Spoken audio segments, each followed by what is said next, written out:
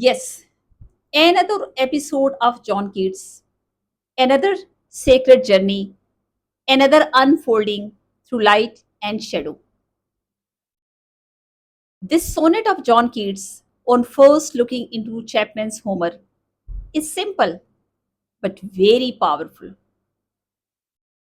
It was in October 1816, one evening.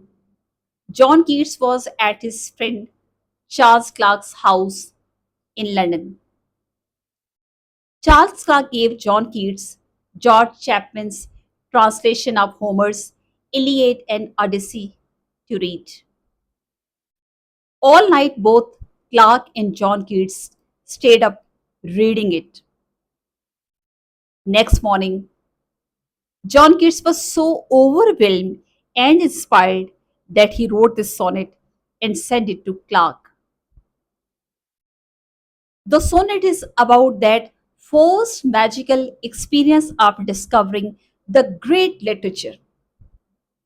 That moment felt like discovering a new planet with endless pleasure and full of wonder.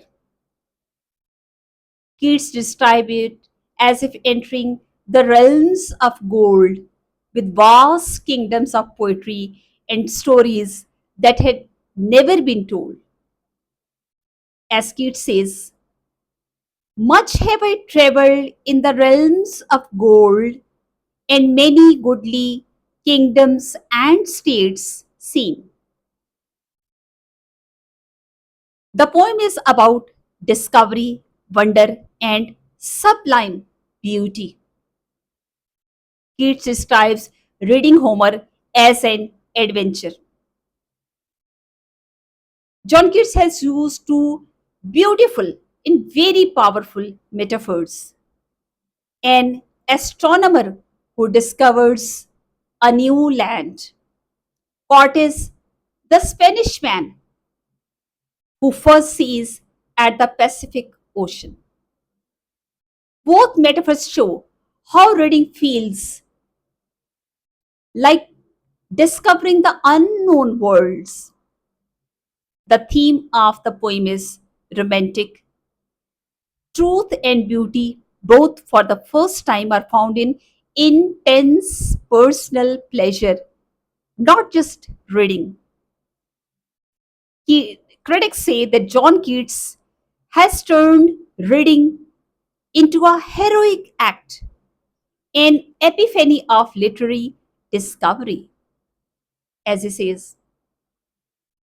Or felt I like some watcher of the skies when a new planet swims into his ken. Talking about the comparison in contrast with the other writers, John Keats' excitement while reading this sonnet is absolutely different from the other poets and writers. William Shakespeare, in his work, gives us the human drama, while John Keats gives us the reader's drama. John Milton, in his Paradise Lost, uses epic to teach religion and morality, and John Keats uses epic for the pure joy and awe. Christopher Marlowe's heroes like Chamberlain conquer lands with sword, and John Keats wins them with just the tool of imagination. Talking about the romantics, William Wordsworth, a great name. He finds wonder in lakes and mountains, and John Keats finds it in reading. P.B. Shelley finds it in revolution, and John Keats finds it in books. John Keats says that poetry has its own beautiful world to discover. As he says, are like stout Cortes when with eagle eyes he stared at the Pacific, and all his men looked at each other with wild surmise. The sonnet ends with silence and amazement. Cortes and his men just stare. That's how Keats felt after reading Chapman, speechless with wonder. The critics say that this sonnet describes some of the greatest qualities of John Keats, his capacity for wonder. Poetry has its own beautiful world to discover. Yes, literature is not old, not dead, not lost, and not forgotten. It is always fresh and fantastic, dramatic and terrific. That's why every time you pick up a classic and read it the first time, you feel like kids, like Curtis discovering a new ocean.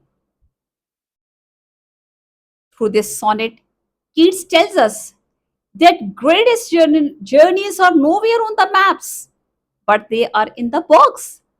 Yes, books that are the best companion in every moment of life, be it sad or happy. Thank you.